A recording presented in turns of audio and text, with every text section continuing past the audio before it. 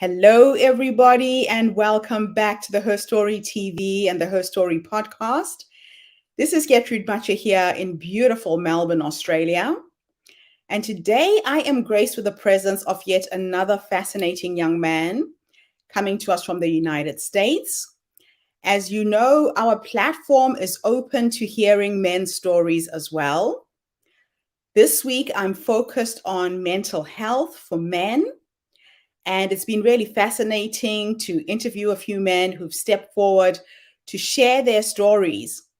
I believe until we start bringing men into the rooms where we discuss women's issues and listen to their issues, nothing much will change for women worldwide. So I'll introduce my guest today. Welcome, welcome, welcome to our tribe. Please tell everybody your full name, where you're based, how old you are, and share your story with us today.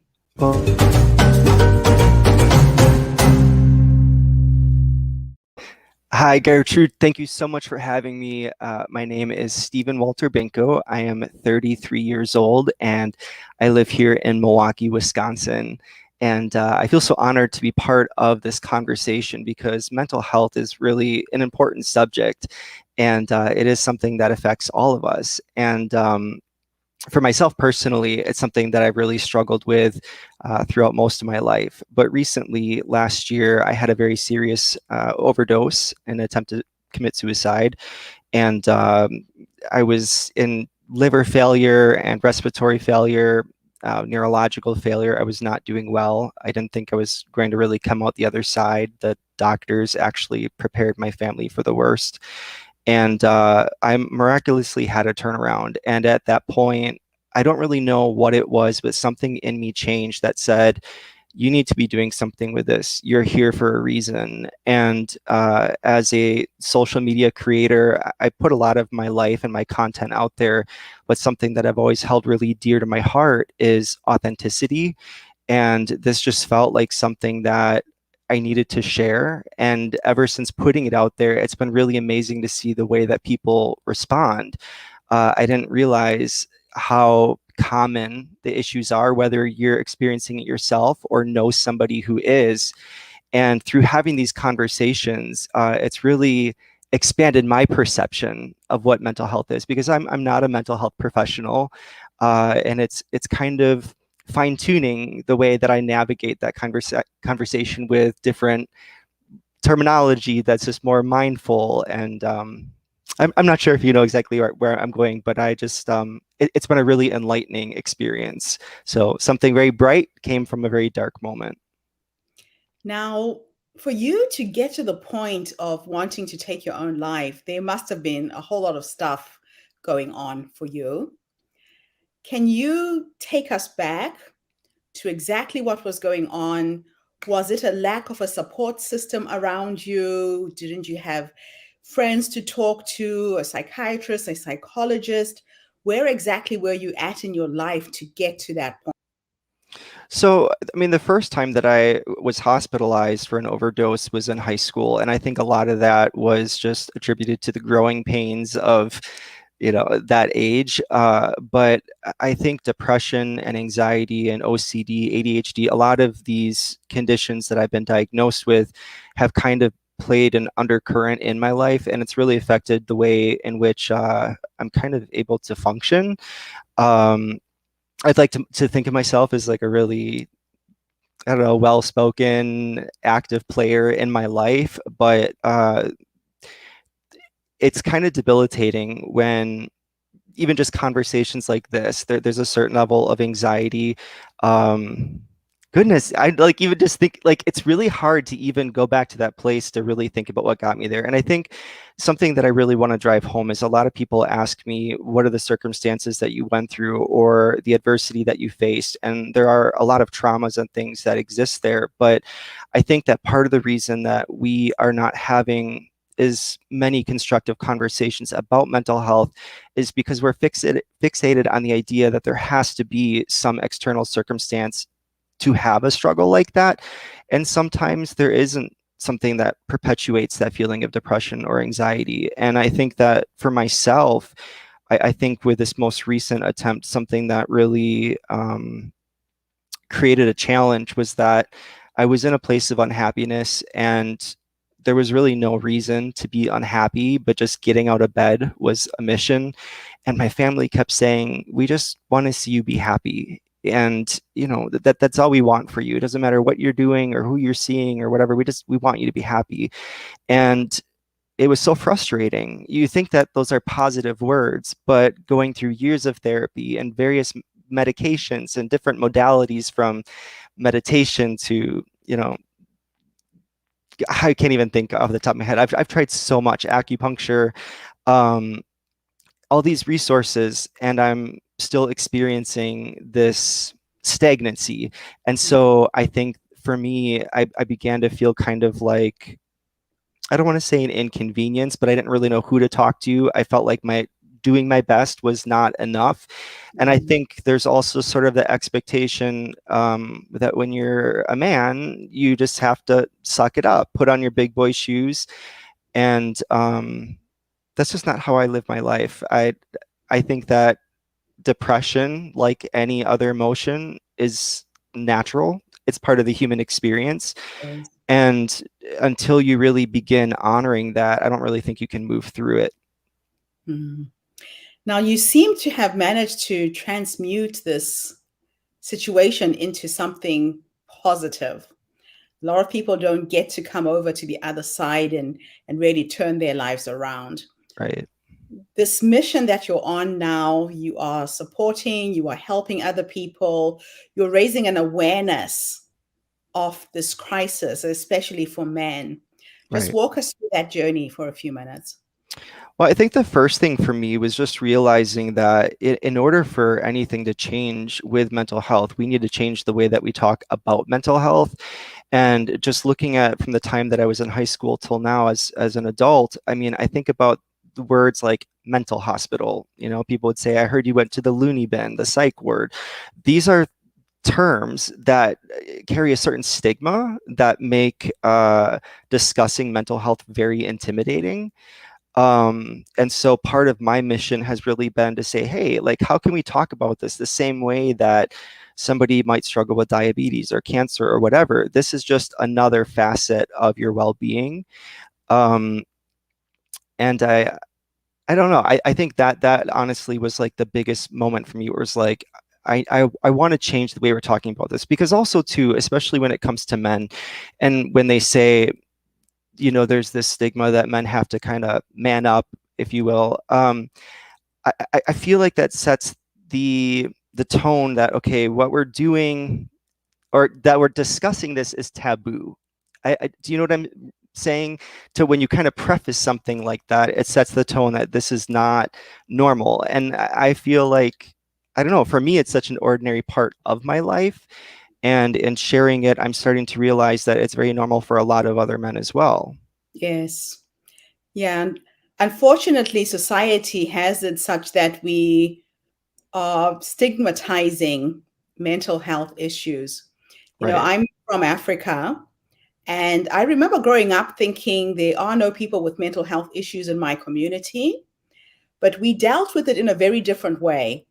Like I had an uncle who was schizophrenic, and we knew when his episodes came how to treat him, how to handle him.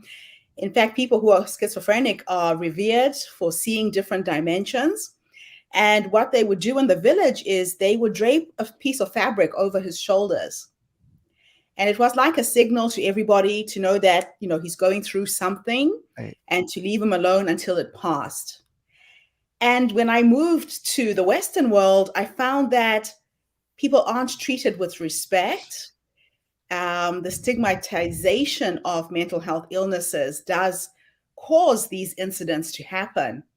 Well, so I'm really happy that you've changed your life. Sorry, jump in there. No, I'm so sorry. I just got excited for a moment. So when you said that, they kind of revered him for it, and it was kind of treated as like not necessarily a superpower, but rather than being something that was like, this is a weakness.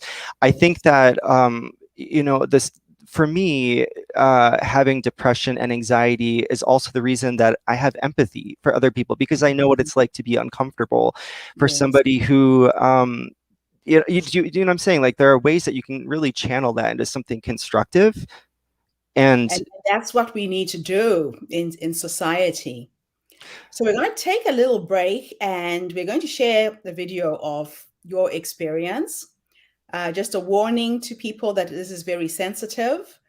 But I think it's important for people to see where you were at and where you are now. And thank you so much for allowing us to share your experience with our audience. This is very, very real. And it really personalizes the person who was there before and who you are now and what you're actually doing with your life. So we will play a small clip of your experience and share that experience with our audience as well. okay. Some viewers may find the following video disturbing. Viewer discretion is advised.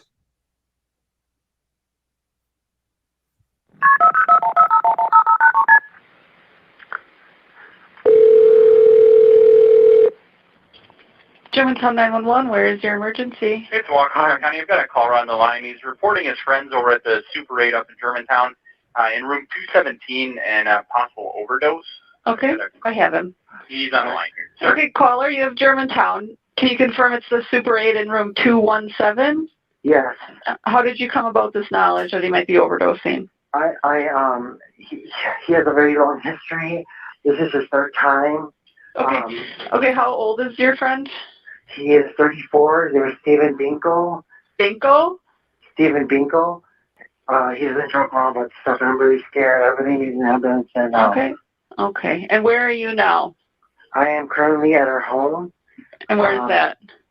That is 9. Sorry, I can't even focus right now. 921. All right. I'll send officers in the ambulance. Why is he staying at the Super 8? It was a small brawl. All right. We'll get officers down there and the ambulance paged out, okay? Just stay by your phone. Someone will likely give you a call back, okay? 34-year-old male subject who is possibly taking an overdose of prescription medication. 747, 749, 750, copy.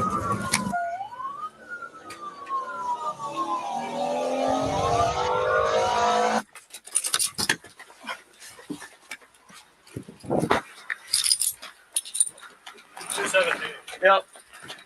Does he have one?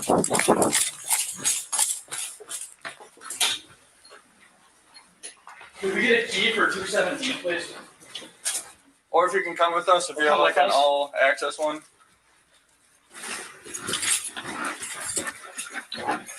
Just wait. Right here. Germantown, please. Germantown, please. Hey, man. Yep, sit down, buddy. How's it going, sir? You okay? No. 747, we're 1061. He's conscious. Alert. What's going on, buddy? Throw up a little bit? 250. What's that, buddy? 250 of the 258 you had? 258 or 250. You consumed 250 pills? Yeah. Of what? Or Yeah. of all this? Tylenol? Okay.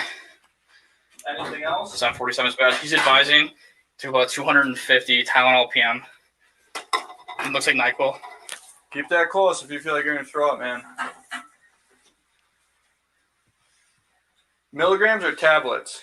Tablets. Tablets. Hey, get out of here. Okay, we got an ambulance coming for you, okay? If I'm going to make it How come we took all this? to wrong with everything. Can we not talk about it right now? Well, I'm just trying to figure it out, right? That's fine. Well, we're going to the hospital, okay, man? Yep, we're here for you, buddy. Feel like you're going to throw up a little bit? Yeah, I feel like I'm separating from my body. Okay. Just hang with me, man, okay? Yeah. Well, right now, we just got to make sure you're okay, all right, man? Sounds like you're going through a lot of stuff in your life. We're here to help you, man, okay? I'm sorry. Don't apologize to me, buddy. Yep. Keep breathing for me, okay? Keep breathing. How long ago was your did you last take those medications? 8 o'clock. 8 o'clock you took them? Yeah. Okay. Do you know what time it is right now, man? No. Okay, that's fine. You're here by yourself, right? Yeah. Okay. I thought I could do it on my own, but sorry. Don't apologize to me, man. I need you to keep breathing for me, okay? Deep breaths for me. Thought you could do what on your own? A suicide. Yep. If you tell somebody, then they can stop you. People are worried about you. That's why they called us. Keep breathing, buddy. Keep breathing, man. It's not good. You're not gonna fall, man. I'm not gonna let you fall, okay? How long you? Hey, buddy, wait. You're buddy. I'm sorry. No, it's okay. So the ambulance is coming in there, okay? Yeah. So the EMS guys are coming. I want you to be freaked out by it, okay? Yep. So we get hurt upstairs? Tylenol. That was stupid. What's up, my man? Feel like shit right now? Please. Yeah? 7:15 How much Tylenol did you take? 250. Please, can we talk about something weird? Where's the bottle? How much you puked a lot? A lot of the pills come out? Yeah? Any alcohol with it? 7:15, 7:50.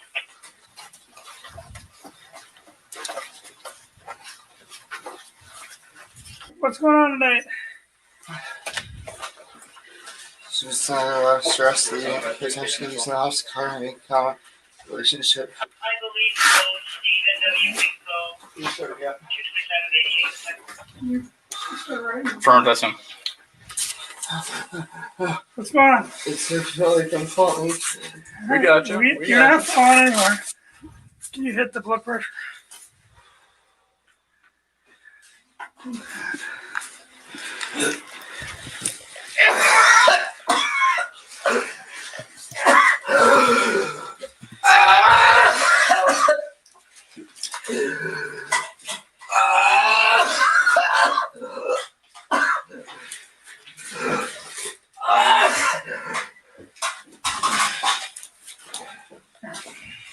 Now lift your shirt.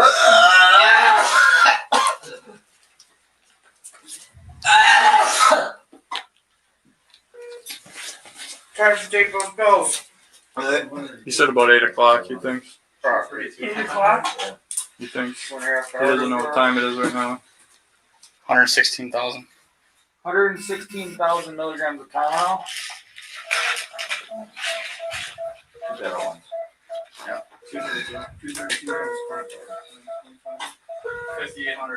5,800 milligrams of. Shit, we're taking a look at your heart. All right, we're gonna turn you around and have you have a seat right here. I got the garbage. 8:30.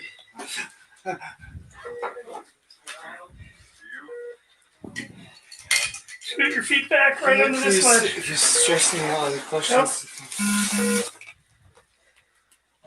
Wendy. Relax there. 120,000 milligrams of Tylenol total. I'll grab it from you. Speak up. Just like. Sure, yeah. So Go ahead, thank you. Bend in. Whatever.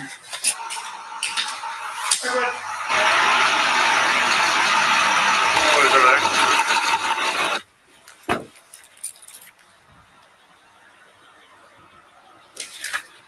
Hello. Are you the caller? He's the caller. Okay. So we're with him now. He took a bunch of pills. Like 250 Tylenol.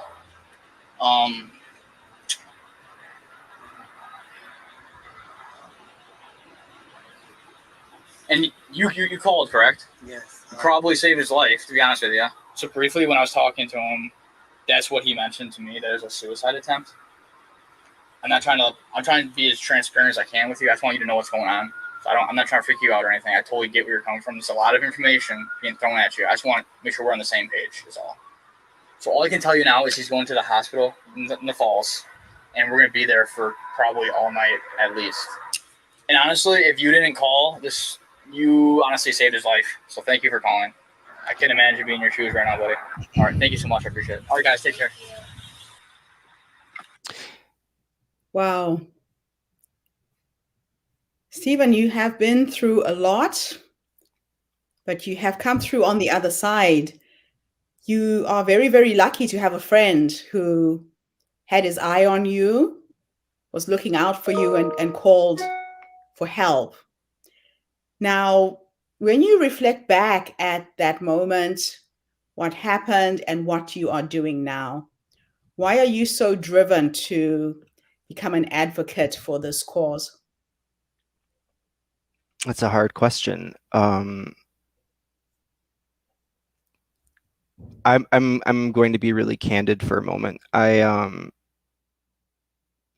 It's interesting speaking from on the other side of things. I think people seeing that and where I am now, I think that there is a really stark contrast. But what people don't understand is that with mental health, it's not a one size fits all cure. There's not really a cure. It's an ongoing effort that can last your whole life. I think the difference is I look at that and I think about the person who I honestly, at that time, I thought that that was the most compassionate thing I could do for people, because I really felt like an inconvenience to people in this world. I felt like I just felt like a black hole. There was so much going on, and seeing it now, I look at it and I see a person who was hurting. I don't see a person who was taking a lot from people or in trying to inflict pain or anything like that. And I think the biggest way that I'm growing right now is just trying to show myself empathy. Something I do want to say, and I think you mentioned, you know, when you're talking about, I think it was your father and his condition is that, you know, when you talk, sorry, I'm so flustered. You think you know what you're going to say with these things, and then it's just watching that, it takes me right back to that. I think something important is that when people talk about suicide specifically, a lot of the times they use the terminology, my son attempted suicide, or he killed himself, or whatever it happens to be. And when we do that, we are essentially giving blame to somebody for something that's really the consequence of something much bigger, and that is the condition of mental health. And you know, when somebody has a physical ailment like cancer, we don't say, you know, we say that cancer took my grandfather, right? We extend empathy. And when I left the hospital and watching that video right now, I think about just the amount of noise in my life, and then I was met with judgment. And it really made getting out of that dark hole difficult. And I think that is what honestly more than anything propelled me forward, was because you think about when you are in a situation like that and you want to reach for help, and then you think about how intimidating it is reaching out to people who could potentially misunderstand you. Statistically, I think they say it's either 1 in 4 or 1 in 5 adults have a diagnosable mental health condition. And so this is something that affects everybody, yet at the same time, there's kind of a caution with even asking somebody, how are you feeling? Or what are you going through? Or can I be there for you? Because we don't want to push someone's buttons. We don't want to ask the wrong questions. But until we start having those conversations, I don't know. I see that's where you can end up. Yeah, it's an important conversation to have. Now, people are under a lot of pressure right now with COVID-19. The isolation, sometimes being alone, not having access to family and friends. How are you supporting other people? Can people get hold of you? Tell us a little bit about what you are trying to achieve. Well, what you're doing is, you know, a great example of actually one of the benefits that has come from COVID. I think that in the beginning, there was a lot of isolation and loneliness, and it kind of exacerbated where I was at mentally. But from that, we also learned other ways to connect with people. And even though I can't give you a hug right now, you know, it is nice to be able to see you and hear you. And that is something that's available any time of the day. So whether you're calling a suicide hotline, to talk to somebody on the phone, or even online communities to just be around people who understand your challenge, I think that alone can be really validating, and it can be a light in the dark. And sometimes that's all you need, is just that glimmer of hope, because I truthfully, like, I don't necessarily know that happiness is a destination or something that's just going to happen to you. But I can't promise you that it's always, they say it gets better. I don't know what the future looks like, but I do know that the only way we find out is if we try. And through having conversations like this and that little bit of hope, it makes people want to try. Do you know what I mean? Yeah, you're right. They say that if a tree falls in a forest and nobody sees it, did it really fall? Yeah. So until we start creating the spaces to listen, like you said, with no judgment, that in itself is a lot. We have another proverb in Africa where we believe that the minute you tell your story to somebody else, it's no longer yours to carry alone. I feel really privileged to have met you. I have your story in my heart now. And thank you for being so vulnerable and for sharing from the heart the experience that you had. And I hope that there could be some young person somewhere in the world right now who is going through a struggle mentally, needing that mental health and support, to know that there is light at the end of the tunnel. Your story, Stephen, has become the light at the end of somebody else's tunnel. And that's the reason why I am curating all of these amazing stories so that people can have hope.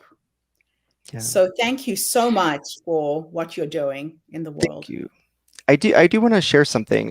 When you talk about sharing your stories, I had a very interesting conversation with my therapist about this, because after my attempt, I really didn't know what to go or where to go or what to do, but I knew that I wanted to share and communicate with people, just to have the conversation. And I felt really guilty about that, about wanting to talk with other people or share my story, because I think that we're kind of told, don't go looking for attention, or we don't want the woe is me, pity party kind of thing. And I was feeling really, really bad about that. And she said to me, because I said, I don't want people to think I'm sharing this for attention. And she said, what if you were? What does it matter? And I said, well, I don't want to be perceived as trying to get attention. She said, Stephen, if somebody feels lonely, and if that is the motivator, if they want or need attention, it's because they're not getting something that they need.